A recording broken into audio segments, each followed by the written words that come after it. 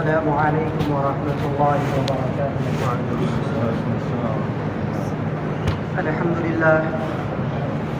الحمد لله وكفى وسلام على عباده الذين اصطفى أما بعد. قال الله تبارك وتعالى في القرآن الكريم: أعوذ بالله من الشيطان الرجيم. بسم الله الرحمن الرحيم. إن عدة الشهور عند الله 12 شهرا في كتاب الله يوم خلق السماوات والأرض منها 4 حرم.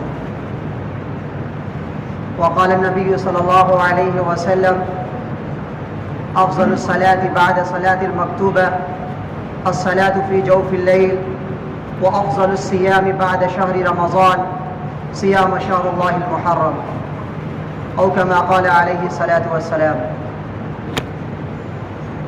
معزز سامعین کرام، میرے دینی بھائیوں، بزرگوں اور میرے عزیز ساتھیوں، محرم الحرام ہجری سال کا یہ پہلا مہینہ ہے اور یہ اسلامی کیلنڈر کی علامت بن چکا ہے، اور یہ اپنے اندر بہت ہی معنویت رکھتا ہے. دراصل یہ یادگار ہے، اس واقعے کی طرف یہ یادگار اشارہ کرتا ہے کہ جناب محمد رسول اللہ صلی اللہ علیہ وسلم کی مکہ سے مدینہ کی طرف ہجرت کرنے کے متعلق ہے. ہجری کیلنڈر کا سب سے پہلے آغاز خلیفہ ثانی سیدنا امیر المؤمنین عمر فاروق رضی اللہ تعالیٰ عنہ نے کی. 20 ذی الحجہ 17 ہجری بروز جمعرات کو سیدنا عمر فاروق رضی اللہ تعالیٰ عنہ نے اپنی خلافت میں ہجری کیلنڈر کا آغاز کیا. اس سے پہلے ہجرت کے واقعات سے نہیں جوڑا جاتا تھا، بلکہ آقا صلی اللہ علیہ وسلم کی ولادت یا ابرہہ کے ہاتھیوں کے لشکر کے خانہ کعبہ پر آنے اور نیست و نابود کرنے، ان دونوں واقعات کو جوڑ کر کے بیان کیا جاتا تھا. لیکن سیدنا عمر فاروق رضی اللہ تعالی عنہ نے صحابہ کرام کے مشورہ سے ہجری کیلنڈر کا آغاز کیا. دراصل یہ عام انسانوں کے لیے اور خاص طور سے مسلمانوں کے لیے یہ عظیم ہجرت کی یادگار ہے، جس ہجرت نے مذہبی تاریخ کا نقشہ تبدیل کر دیا. 13 سال مسلسل جناب محمد الرسول اللہ صلی اللہ علیہ وسلم نے مکہ کے کافروں کو ایک اللہ کی طرف بلایا، کفر و شرک کو چھوڑ کر ایک اللہ کی عبادت، ایک اللہ پر ایمان لانے کی دعوت دی، ظلم و زیادتی کو چھوڑ کر عدل و انصاف اختیار کرنے کی تعلیم دی. لیکن جواب میں کفار مکہ نے آقا صلی اللہ علیہ وسلم، اہل خانہ اور آپ پر ایمان لانے والے ساتھیوں کو گالیاں دی، اذیتیں پہنچائی اور یہاں تک کہ الزام تراشیاں کی، ابو طالب کے گھاٹی میں قید کیا، اور یہاں تک کہ یہ پلاننگ بھی کر لیا کہ کلمہ توحید کے لانے والے اور اس کے ماننے والے کو نیست و نابود کرنے کا فیصلہ کر لیا. قرآن نے ان حالات کو ان الفاظ میں بیان کیا: وَإِذْ يَمْكُرُ بِكَ الَّذِينَ كَفَرُوا لِيُثْبِتُوكَ أَوْ يَقْتُلُوكَ أَوْ يُخْرِجُوكَ وَيَمْكُرُونَ وَيَمْكُرُ اللَّهُ وَاللَّهُ خَيْرُ الْمَاكِرِينَ.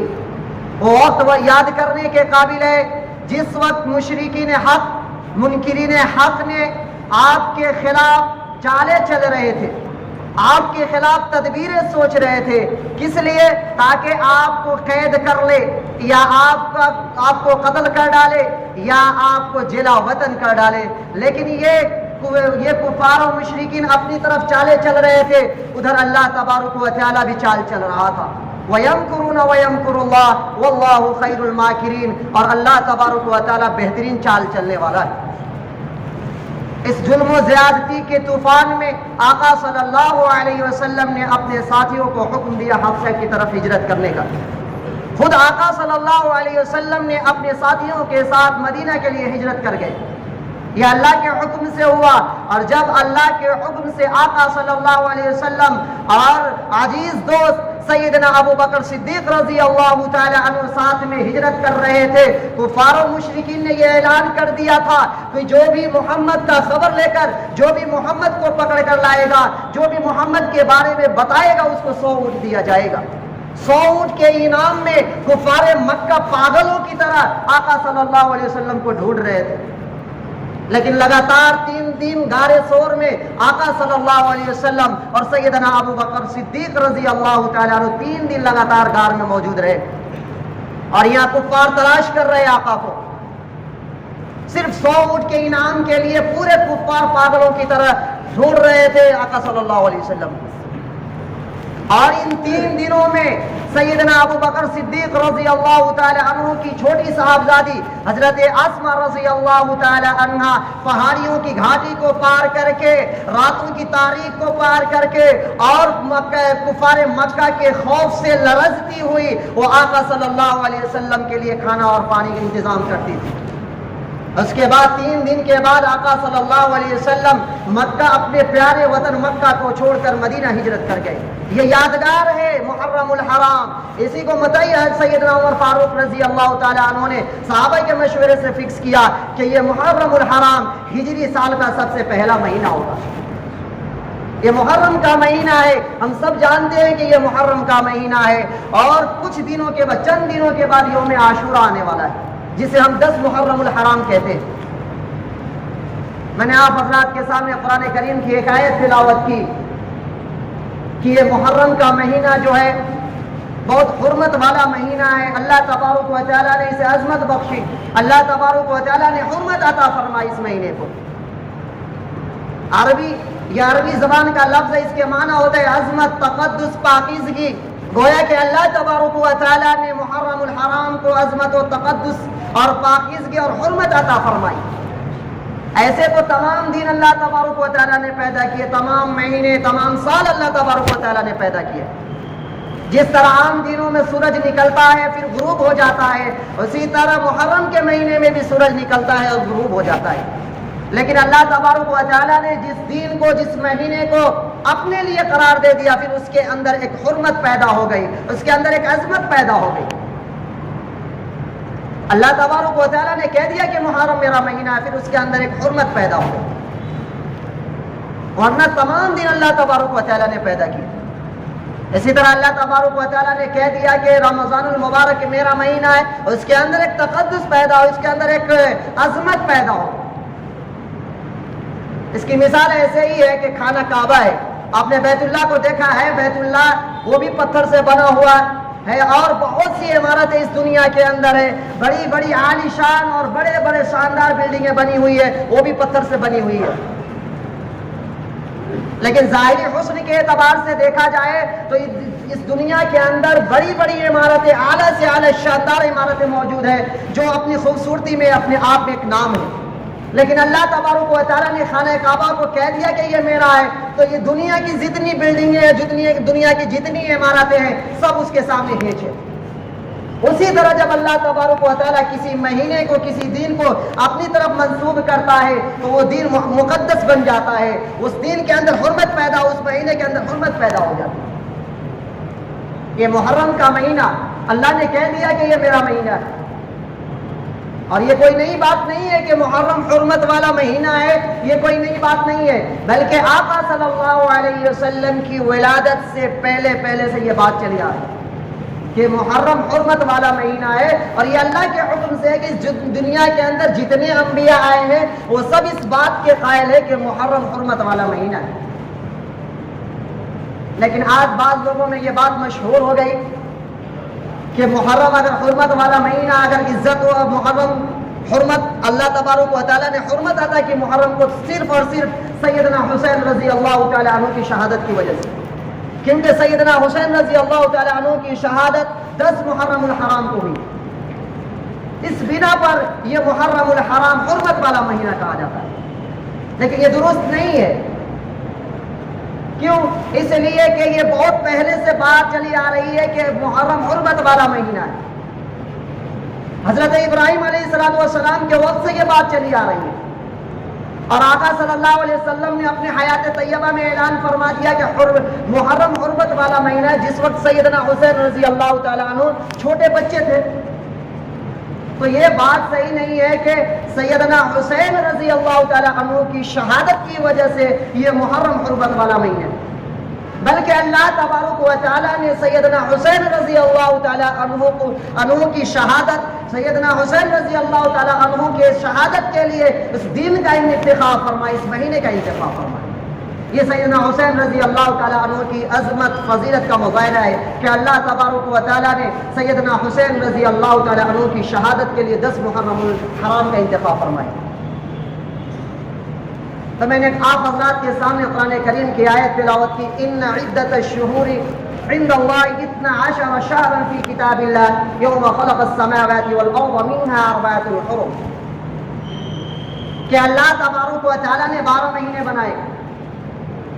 یوم خلق السماوات والارض، جس دن اللہ تبارک و تعالیٰ نے زمین و آسمان کو پیدا کیا اسی دن 12 مہینے کو بھی بنایا اللہ تبارک و تعالیٰ نے، اور کہہ دیا کہ 12 مہینے کے 1 سال ہوں گے.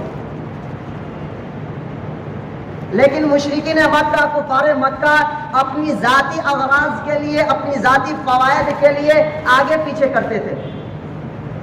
محرم کو سفر میں، سفر کو محرم میں کیا کرتے تھے، جبکہ اللہ تبارک و تعالیٰ نے فرما دیا منہا 4 حرم، کہ 4 مقدس مہینے، 4 عظمت والا حرمت والا مہینہ ہے، جس میں سے ایک محرم الحرام بھی ہے. تو یہ سب اس کے قائل تھے کہ محرم الحرام کے اندر جو حرمت والا مہینہ ہے اس کے اندر جنگ کرنا جائز نہیں ہے. جائز مقاصد کے لیے بھی ہم جنگ نہیں کر سکتے ہیں، یہ ہم سب مانتے ہیں، اور کفار و مشرکین بھی مانتے تھے کہ ہم اس کے اندر جنگ نہیں کر سکتے. یہ اس کو مانتے تھے، کیونکہ یہ حضرت ابراہیم علیہ السلام کے وقت سے یہ بات چلی آ رہی ہے، اور کہیں نہ کہیں کفار و مشرکین بھی حضرت ابراہیم علیہ السلام کے دین کو مانتے تھے. لہذا کفار و مشرکین نے یہ حیلہ اختیار کیا کہ جب لڑائی شروع ہے، لڑ رہے ہیں، لڑتے لڑتے ذی الحجہ میں لڑ رہے ہیں اور محرم کا چاند نظر آ گیا، تو پھر وہ حیلہ اختیار کرتے تھے کہ اب تو لڑائی ضروری ہے، بغیر لڑائی کے چارہ ہے نہیں. تو آپس میں طے کیا کرتے تھے کہ یہ محرم کا مہینہ ہے، اس بار محرم کو سفر کے بعد کر دیا جائے اور سفر کو محرم میں لایا جائے. یہ آپس میں طے کر لیتے تھے، اور طے کرنے کے بعد محرم کے مہینے کو کہتے تھے یہ سفر کا مہینہ ہے، اور سفر کے مہینے کو کہتے ہیں یہ محرم کا مہینہ ہے. تو پھر اللہ تبارک و تعالیٰ نے قرآن کریم کے اندر فرمایا انما النسیء زیادۃ فی الکفر، کہ کفر کی باتیں ہیں. منہا 4 حرم، یہ مقدس مہینہ ہے، یہ عظمت والا مہینہ، یہ حرمت والا مہینہ، اس کے اندر جنگ نہیں کر سکتے. اللہ کے رسول صلی اللہ علیہ وسلم نے اس مہینے کے بارے میں بتایا عام طور پر، یعنی عمومی طور پر اللہ کے رسول صلی اللہ علیہ وسلم نے محرم کے مہینے کی فضیلت فرمائی. اللہ کے رسول صلی اللہ علیہ وسلم نے فرمایا کہ افضل الصیام بعد شہر رمضان صیام شہر اللہ المحرم، کہ رمضان المبارک کے روزوں کے بعد اگر سب سے زیادہ اجر و ثواب والا ہے تو وہ محرم کا روزہ ہے. لہذا اللہ کے رسول صلی اللہ علیہ وسلم نے فرمایا، مزید یہ فرما دیا کہ شہر اللہ کا یہ مہینہ ہے. اللہ کے رسول صلی اللہ علیہ وسلم نے فرما دیا، لہذا یہ اللہ کی طرف نسبت فرمائی، لہذا ہم سبوں کو بھی چاہیے کہ یہ نسبتاً اس مہینے کا احترام کریں کہ یہ عظمت والا مہینہ ہے، یہ حرمت والا مہینہ ہے. اس کے اندر زیادہ تر یہ فضیلت بیان فرمائی کہ روزے رکھے. رمضان المبارک کے بعد اگر زیادہ ثواب اگر کوئی حاصل کرنا چاہتا ہے تو محرم الحرام کا روزہ رکھے. یہ عام طور پر بیان فرما دیا، یہ خاص نہیں کیا، کسی دن کو خاص نہیں کیا، بلکہ عام طور پر یہ اعلان کر دیا کہ محرم الحرام کا روزہ رکھے. ہم نے سمجھ لیا کہ محرم الحرام کا روزہ مطلب 10 محرم الحرام کے دن روزہ رکھے، لیکن اللہ کے رسول صلی اللہ علیہ وسلم نے خاص نہیں کیا، عام بیان فرما دیا کہ محرم الحرام کے اندر کسی بھی دن روزہ رکھتا ہے انسان تو اس کو زیادہ ثواب ملے. لیکن اللہ کے رسول صلی اللہ علیہ وسلم نے آگے جا کر کے بیان فرما دیا یوم عاشوراء کے بارے میں جب سوال کیا کہ یوم عاشورہ کے بارے میں، اس یوم عاشورہ کے روزہ کے بارے میں سوال کیا تو اللہ کے رسول صلی اللہ علیہ وسلم نے فرمایا احتسب علی اللہ ان یکفر السنۃ التي قبلہ. یوم عاشورہ جو 10 محرم الحرام اس روزہ کے بارے میں سوال کیا تو اللہ کے رسول صلی اللہ علیہ وسلم نے فرمایا کہ مجھے اللہ کی ذات سے قوی امید ہے کہ احتسب علی اللہ ان یکفر السنۃ التي قبلہ، کہ جو بھی انسان روزہ رکھے گا، جو بھی 10 محرم الحرام کا روزہ رکھے گا، اللہ تبارک و تعالیٰ اس کے پچھلے 1 سال کے گناہ معاف فرما دے گا. اب یہاں جا کے اللہ کے رسول صلی اللہ علیہ وسلم نے خاص کیا، لہٰذا اگر کوئی مسلمان 10 محرم الحرام کا روزہ رکھتا ہے تو اس کے پچھلے 1 سال کے گناہ معاف کر دیے جاتے ہیں. اب تو یہ بیان فرمائے کہ 1 سال کے پچھلے گناہ معاف کر دیے جاتے ہیں. یہ کون گناہ معاف کیے جاتے ہیں؟ یہ تمام گناہ معاف نہیں کیے جاتے بلکہ صغیرہ گناہ معاف کیے جاتے ہیں. ورنہ کبیرہ گناہ کا تو یہ طریقہ، یہ قاعدہ یہ ہے کہ جب تک کہ بندہ صدق دل سے توبہ نہ کر لے، اللہ کے دربار میں رو رو کے اپنے آپ کو اللہ سے معافی نہ چاہے، توبہ نہ کر لے، جب تک کہ وہ کبیرہ گناہ معاف نہیں ہو سکتا. تو لہٰذا صرف کبھی صغیرہ ہی گناہ معاف، 1 سال کے صغیرہ گناہ معاف کرتے اللہ تبارک و تعالیٰ. اسی طرح بندے کا حق ہے کہ ہم نے کسی کو ستایا ہے، کسی کو گالی دیا ہے، کسی کو مارا ہے، کسی کا مال ہڑپ لیا ہے، لہٰذا یہ بندے کا حق ہے. اب جب تک کہ بندہ جب تک کہ معاف نہیں کرے گا، انسان کتنا بھی توبہ کر لے اللہ تبارک و تعالیٰ بھی معاف نہیں کرے گا. تو لہٰذا جب ہم کسی کو تکلیف دیے، کسی کو ستائے، کسی کو مارے، کسی کے مال کو ہڑپ لیے، کسی کے ساتھ زیادتی کیے ہیں، جب تک کہ ہم اس بندے سے معافی نہیں مانگیں گے، جب تک کہ وہ بندہ خوش دلی سے معاف نہیں کر دے گا، اس وقت تک اللہ تبارک و تعالیٰ بھی معاف نہیں فرمائے گا. تو اس روزے سے پتہ چلا کہ صغیرہ گناہ معاف ہو. اب یوم عاشورہ 10 محرم الحرام کا روزہ، اللہ کے رسول صلی اللہ علیہ وسلم جب ہجرت کر کے مدینہ آئے، مکہ سے مدینہ آئے، تو حکم دیا کہ یوم عاشورہ 10 محرم الحرام کا روزہ رکھو. یہ رمضان المبارک کے روزے، یہ ابھی فرضیت اللہ تبارک و تعالیٰ نے فرض نہیں کیا، اس سے پہلے محرم الحرام کا روزہ فرض تھا، یہ یوم عاشورہ. پھر اللہ کے رسول صلی اللہ علیہ وسلم نے حکم دیا کہ تم لوگ 10 محرم الحرام کے روزے رکھو یوم عاشورہ کے. تو انصار نے عرض کیا کہ مدینہ کے یہود بھی 10 محرم الحرام کے روزے رکھتے ہیں. جب ان سے پوچھا گیا تو انہوں نے جواب دیا کہ آپ 10 محرم الحرام کے روزہ کیوں رکھتے ہیں؟ انہوں نے جواب دیا کہ اللہ تبارک و تعالیٰ نے 10 محرم الحرام کو حضرت موسیٰ علیہ السلام کو فرعون سے نجات دی، اور بنی اسرائیل کو اللہ تبارک و تعالیٰ نے دریا کے راستے سے پار کیا اور فرعون کو اس دریا کے اندر غرق کر دیا. یہ 10 محرم الحرام کا دن تھا. اس بنا پر اس کے شکرانے میں ہم یوم عاشورہ یعنی 10 محرم الحرام کا روزہ رکھتے ہیں. تو پھر اللہ کے رسول صلی اللہ علیہ وسلم نے فرمایا کہ ہم بھی موسیٰ علیہ السلام کو مانتے ہیں، ان کی شریعت کو مانتے ہیں، تو ہم بھی تو اس کے زیادہ حقدار ہیں. پھر انہوں نے حکم دیا، اللہ کے رسول صلی اللہ علیہ وسلم نے حکم دیا کہ تم لوگ بھی یوم عاشورہ 10 محرم الحرام کے روزے رکھو. لیکن اب یہاں مسلمان بھی روزہ رکھتا ہے، ایک یہودی بھی روزہ رکھتا ہے 10 محرم الحرام کا.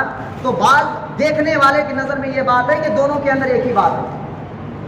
اللہ کے رسول صلی اللہ علیہ وسلم نے فرمایا حدیث کی روشنی میں کہ اللہ کے رسول صلی اللہ علیہ وسلم نے فرمایا کہ تم جب 10 محرم الحرام کے روزے رکھو تو 9 یا 11 کو ملا لو ساتھ میں، 9 یا 11 کو، تاکہ ہم یہودیوں سے مشابہت اختیار نہ کر پائیں، ہم اس کے خلاف رہے. اگر وہ 10 محرم الحرام کا روزہ رکھتا ہے تو ہم 9 10 رکھیں یا 10 11 رکھیں، دونوں میں سے کسی ایک کو ملا لیں. اس کا طریقہ یہی ہے کہ ہم یہودیوں کے خلاف اسی طریقے سے کر سکتے ہیں، 9 10 یا 10 11 کو رکھ لیں.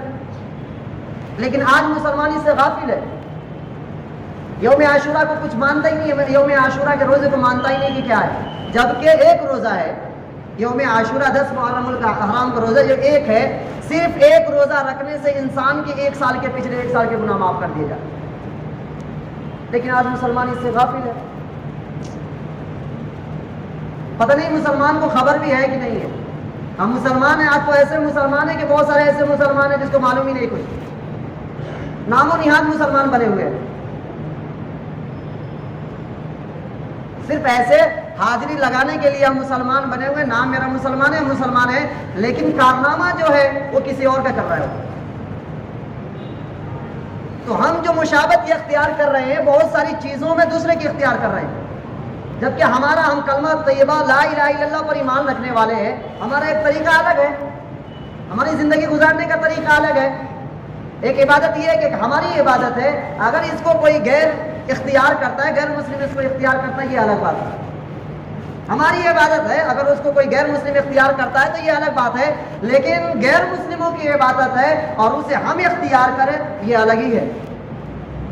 لہذا اللہ کے رسول صلی اللہ علیہ وسلم نے فرمایا من تشبہ بقوم فہو منہ، کہ جو بھی جس قوم کے مشابہت اختیار، جو بھی قوم کسی قوم کی مشابہت اختیار کرے گی، کل قیامت کے دن وہ اسی کے ساتھ اٹھائے گا۔ تو آج ہمارے چلنے کا اسٹائل، آج ہمارے بولنے کا جو طریقہ ہے، کھانے کا جو طریقہ ہے، پہننے کا جو طریقہ ہے، تمام طریقے چینج کر دیے گئے۔ یہ جو طریقے ہیں سب ہم الگ ہٹ چکے ہیں۔ اگر ایک یہود، ایک نصارہ، ایک غیر مسلم ایک ساتھ کھڑا ہے، اس کے ساتھ میں ایک مسلمان جا کر کے کھڑا ہے اور وہ بھی اس کی مشابہت اختیار کر رہا ہے، اس کے چلنے کا طریقہ وہی ہے، اس کے بولنے کا طریقہ وہی ہے، اس کے پہننے کا طریقہ وہی ہے، تو آپ بتائیں گے ان چاروں میں کیا فرق ہے؟ ان چاروں کے اندر کیا فرق ہے؟ ایک غیر مسلم ہے، ایک یہود ہے، ایک نصارہ ہے اور ایک مسلم ہے، چار آدمی ایک جگہ کھڑا ہے اور چاروں کو باہر سے دیکھ رہا ہے تو چاروں ایک ہی نظر آ رہا ہے۔ تو اس لیے ہمارے پہننے کا بھی طریقہ الگ ہے، ہمارے کھانے کا بھی طریقہ الگ ہے، ہمارے چلنے کا بھی طریقہ الگ ہے۔ یہ تمام طریقے ہمارے اور آپ کے آقا جناب محمد رسول اللہ صلی اللہ علیہ وسلم نے قدم قدم پر یہ کر کے دکھایا اور رہنمائی کی اللہ کے رسول صلی اللہ علیہ وسلم نے، کہ مسلمان جو ہے اپنی زندگی آقا صلی اللہ علیہ وسلم کی زندگی آقا صلی اللہ علیہ وسلم کے طریقے کے مطابق گزارے، غیروں کے طریقے کے مطابق نہ گزارے۔ لیکن آج اس کا الٹا ہی ہے، آج مسلمان یہ سمجھ رہا ہے کہ آقا کے طریقے کے مطابق زندگی گزارنا بہت دشوار، لیکن غیروں کے طریقے کے مطابق زندگی گزارنے کے لیے بہت آسان ہے۔ کوئی بھی اسٹائل، کھانے کا طریقہ ہو، پہننے کا طریقہ ہو، چلنے کا طریقہ ہو، تمام میں آپ دیکھیں، اپنی نظر اٹھا کر کے دیکھیں کہ آج ہمارے نوجوان جو ہے کہاں جا رہے ہیں، یہ نوجوان جو نسلیں کہاں جا رہی ہے۔ آپ کو معلوم ہے کہ سب تعلیم کی وجہ سے۔ اگر ہمارے نوجوان کے اندر یہ اگر ہمارا نوجوان یہ تعلیم حاصل کر لیا ہوتا اور ان کو یہ معلوم ہوتا تو یہ نوبت نہیں آتی، لیکن آج ہمارے نوجوان کہیں اور چلے جا رہے ہیں۔ جب آج ہمارے نوجوان کہیں اور جا رہے ہیں، کسی اور کی اسٹائل کو اختیار کر رہے ہیں، کسی اور کے طریقے کو اپنا رہے ہیں، تو آپ بتائیں 10 سال 15 سال 20 سال 30 سال کے بعد یہ جو نوجوان ہے وہ کہاں جائیں؟ اب اس کی نسلیں جو آئیں گی وہ کیا کریں گی؟ آج ہمارے نوجوان ایسے راستے پہ ہے، جب اس کی نسلیں جو آئیں گی اس دنیا میں تو وہ کیا کرے گی؟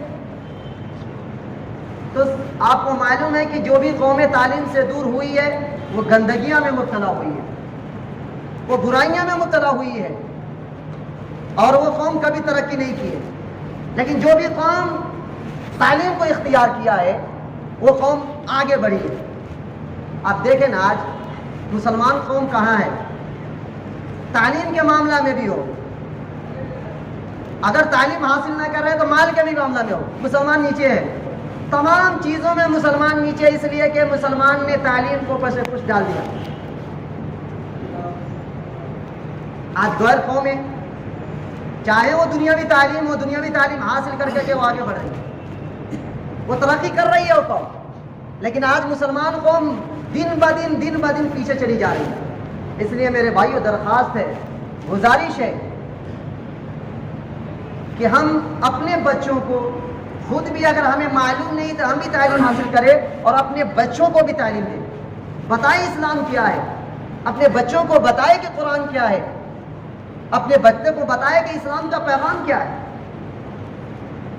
تو آج خود ہم ٹھیک ہی نہیں تو اپنے بچوں کو کیا بتائیں؟ ہمیں خود معلوم نہیں تو ہم اپنے بچوں کو کیا بتائیں گے؟ اس لیے میرے بھائیو تعلیم کی بہت ضرورت ہے، تعلیم سب سے پہلے ہے، کیونکہ آقا نے سب سے پہلے جو پیغام دیا وہ تعلیمی کے پیغام دیا۔ تو یہ 10 محرم الحرام انشاءاللہ، باقی بات اگلے جمعے کو انشاءاللہ آپ کے سامنے پیش کروں گا۔ لیکن یہ یوم عاشورہ جو ہے کہ اگر ہم 9 محرم الحرام کو ملاتے ہیں، 9 اور 10 کا روزہ رکھتے ہیں، تو شاید کہ اگلا جمعہ جو ہے 9 محرم الحرام کو آئے. اس لیے آج پیغام دیتے ہیں کہ آپ روزہ رکھے تو 9 اور 10 رکھے یا 10 یا 11 ملا کر کے رکھے، تاکہ یہودیوں سے جو روزہ رکھتے ہیں اس کے ہم مخالف ہوں. تو دعا کریں کہ اللہ تبارک و تعالی ہم سبوں کو اس پر عمل کرنے کی توفیق عطا فرمائے. اور خاص طور سے یہ پیغام دیتا ہوں، بار بار میں جہاں بھی یہ بیان کرتا ہوں یہی پیغام دیتا ہوں کہ میرے بھائیو، ابھی تعلیم کی بہت ضرورت ہے. ابھی تعلیم کی بہت ضرورت ہے. ہم تعلیم میں اتنے پیچھے ہیں. اس لیے تعلیم، بار بار میں کہتا ہوں کہ تعلیم حاصل کیجیے. آپ خود بھی حاصل کیجیے اور اپنے بچوں کو بھی تعلیم سے آراستہ کیجیے. بتائیے انہیں اسلام کیا ہے.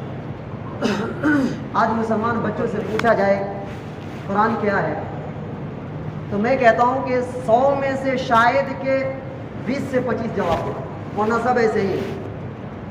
آپ کے سامنے اتنے آدمی ہیں، اگر کوئی آ کر کے غیر مسلم